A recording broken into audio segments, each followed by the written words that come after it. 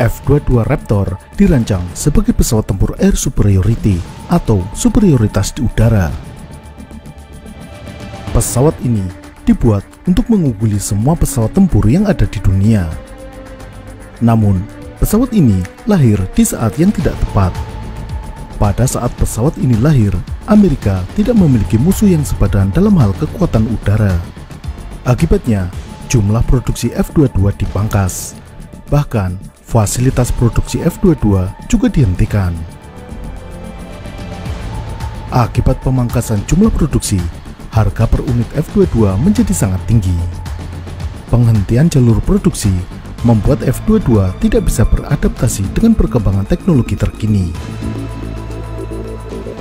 Pada saat muncul pesaingnya, sebagian teknologi yang dimiliki F-22 sudah ketinggalan zaman.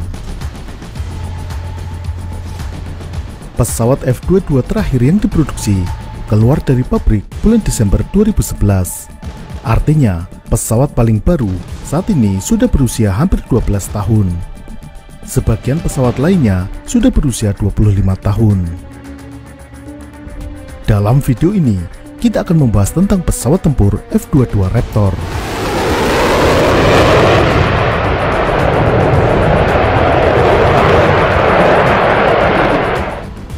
Ide awal pembuatan F-22 bermula pada awal tahun 80-an. Tahun 1981, Angkatan Udara Amerika menyampaikan kebutuhan akan pesawat tempur taktis maju atau Advanced Tactical Fighter untuk menggantikan F-15 dan F-16. Hal ini dipengaruhi meningkatnya ancaman, terutama pengembangan pesawat tempur Sukhoi 27 dan MiG-29 oleh Uni Soviet. Setelah dikaji selama beberapa tahun, pada tahun 1985 dikeluarkan request for proposal untuk pesawat tersebut dengan penitik beratan pada kemampuan stealth dan super cruise. Request for proposal atau RFP adalah penawaran kepada perusahaan untuk mengajukan proposal pembuatan pesawat tersebut.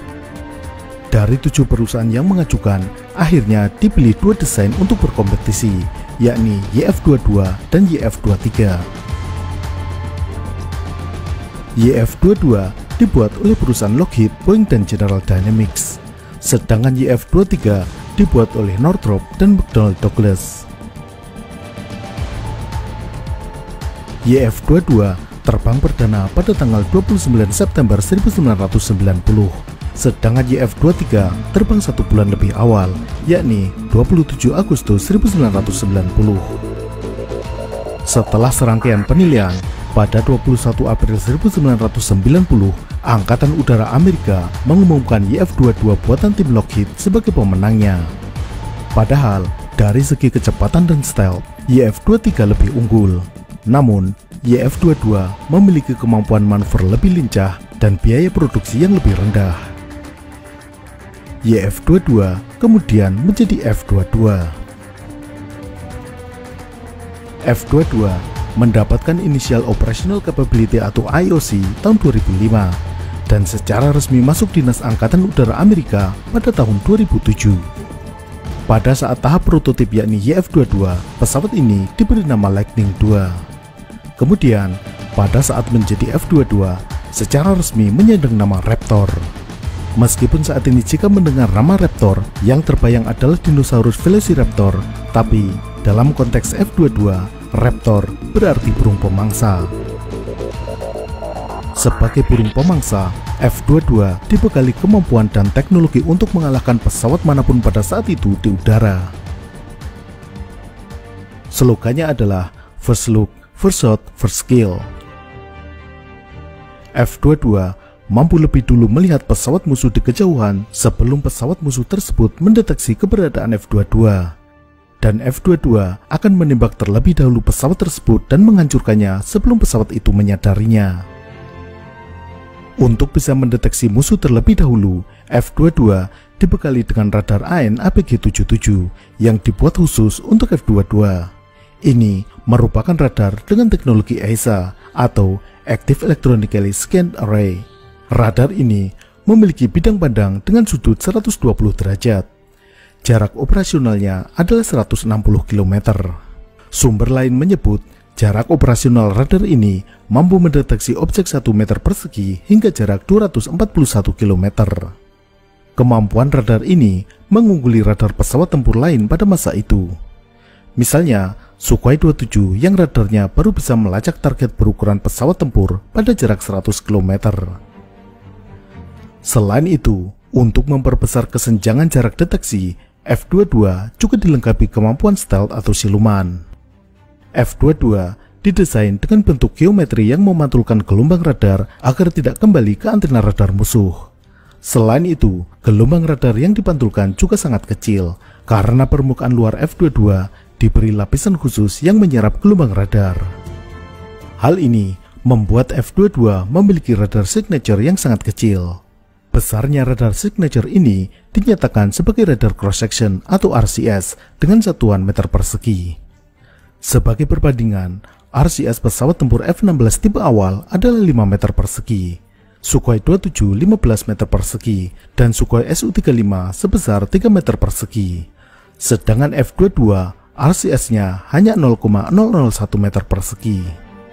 Dengan demikian, pesawat musuh harus berada pada jarak sangat dekat, yakni hanya beberapa kilometer, agar radarnya bisa mendeteksi F-22. Ini artinya, F-22 memiliki kesempatan cukup lama untuk menembak pesawat musuh tersebut dari pertama kali terdeteksi hingga jarak dekat. Kemudian, agar bisa menjatuhkan musuh dari jarak jauh, juga harus dilengkapi dengan rudal yang memiliki jarak yang jauh. Senjata utamanya adalah rudal udara ke udara AMRAAM AIM-120D yang memiliki jangkauan 160 km. Direncanakan juga bisa dipersenjatai dengan rudal PVR AIM-260 JATM atau Joint Advanced Tactical Missile yang jangkauannya mencapai 200 km.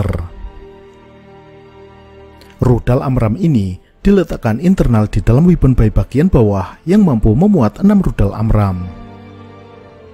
Selain rudal jarak jauh, F-22 juga membawa rudal AIM-9 Sidewinder untuk jarak dekat. Rudal ini dipasang di weapon bay bagian samping. Meskipun dirancang memiliki kemampuan pertempuran jarak jauh di luar jarak pandang visual, F-22 juga tetap mempertahankan kemampuan dogfight. Dengan desain aerodinamika relax stability dan thrust vectoring nozzle, serta mesin yang powerful, F-22 memiliki kemampuan manuver yang sangat baik dan mampu melakukan belokan-belokan tajam. Kemampuan lainnya adalah super cruise, yakni mampu mencapai kecepatan supersonik tanpa harus menyalakan afterburner. Kemampuan super cruise-nya adalah Mach 1,8 di ketinggian, sedangkan kecepatan maksimum dengan afterburner adalah Mach 2,25. Keunggulan lainnya adalah ketinggian terbang di atas rata-rata pesawat tempur lainnya. F-22 mampu terbang hingga ketinggian 20 km, sedangkan pesawat seperti F-15 dan F-16 hanya sampai 18 km. F-35 ketinggian maksimumnya hanya 15 km. Karena itulah, F-22 yang digunakan untuk menembak balon udara milik Cina yang terbang di atas Amerika, karena hanya F-22 yang ketinggiannya mampu mendekati ketinggian balon tersebut. Selain hal tersebut di atas, masih ada beberapa keunggulan lain dari F-22 yang tidak dimiliki oleh pesawat tempur lain di masa yang sama. Di antaranya, sistem perang elektronika AN/ALR-94, sensor inframerah dan ultraviolet untuk mendeteksi rudal atau Missile Launch Detector AN/AAR-56, sistem flight control full elektronik dan digital, glass cockpit, serta sensor fusion untuk meningkatkan kesadaran situasional pilot. Tetapi, F-22 muncul pada saat yang tidak tepat. Ketika Amerika mengoperasikan F-22, Amerika tidak memiliki musuh yang sepadan dalam kekuatan udara. Musuh yang dihadapi Amerika pada masa itu adalah kelompok-kelompok perlawanan di Irak, Taliban di Afghanistan, dan Al-Qaeda. Mereka tidak memiliki pesawat tempur ataupun sistem pertahanan udara yang mengancam. Teknologi pesawat tempur Rusia sedang dalam tahap bangkit setelah runtuhnya Uni Soviet. Cina juga masih tertinggal jauh dalam teknologi pesawat tempur.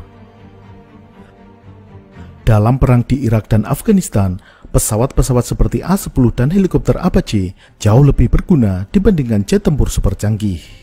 Karena itu, kebutuhan akan pesawat tempur super canggih F-22 menjadi tidak prioritas. Hal itu menyebabkan pemotongan anggaran pengadaan F-22. Pada awalnya, Amerika berencana membeli 750 unit F-22. Jumlah ini kemudian dipangkas beberapa kali hingga akhirnya hanya menjadi 187 pesawat, selain 8 unit pesawat untuk tahap uji coba. Dari 187 pesawat yang operasional, hanya 150 unit yang dalam kondisi siap tempur. Yang lebih tragis, production line atau fasilitas jalur produksi F-22 sudah dihentikan.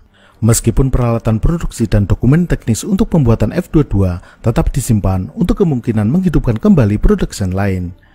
Tetapi, biaya untuk mengaktifkan kembali produksi akan sangat mahal. Diperkirakan, jika dihidupkan kembali untuk memproduksi 75 unit pesawat, maka biaya pembuatan satu unit pesawat akan memakan biaya 227 juta dolar atau sekitar 3,4 triliun rupiah. Itu bisa membeli hampir 3 unit F-35. Selain itu, lamanya waktu dari penghentian produksi berarti orang-orang yang dulu terlibat produksi F-22 sebagian besar sudah tidak ada, baik karena pensiun atau pindah ke perusahaan lain. Ini berarti harus melatih orang-orang rekrutan baru yang tentunya menambah biaya dan waktu. Karena itu, tahun 2017, Angkatan Udara Amerika memberikan laporan ke Kongres bahwa mereka tidak berencana untuk menghidupkan kembali produksi F-22 karena alasan mahalnya biaya dan tidak efisien. Akhirnya, F-22 yang ada pada saat ini terpaku pada teknologi era tahun 2005. Sebagian dari perangkat sensor dan elektronik di pesawat F-22 sudah ketinggalan zaman. Dari segi kecepatan, ketinggian terbang dan kemampuan manuver, F-22 masih memiliki keunggulan. Tetapi, dalam hal kecanggihan radar, sensor, dan avionik, F-22 jauh tertinggal jika dibandingkan dengan F-35. Upaya upgrade tentunya dilaksanakan. Beberapa upgrade pada F-22 yang sudah dilakukan meliputi pemasangan Advanced Infrared Search and Track atau AIRST, upgrade sistem komunikasi, sistem data link, dan lain-lain. Namun, upgrade ini juga mengalami kendala dengan dihentikannya jalur produksi. Ini berbeda dengan pesawat lain semisal F-16 atau F-15. Meskipun muncul era tahun 70-an, namun sampai saat ini jalur produksi F-15 dan F-16 masih tetap berjalan. Upgrade semisal pemasangan Distributed Aperture System atau DAS seperti yang dimiliki oleh F-35 akan sangat sulit karena berarti merubah konfigurasi elektronik pesawat. Ini karena pada saat perancangan F-22 belum menerapkan Open Modular Architecture atau desain dengan arsitektur modular.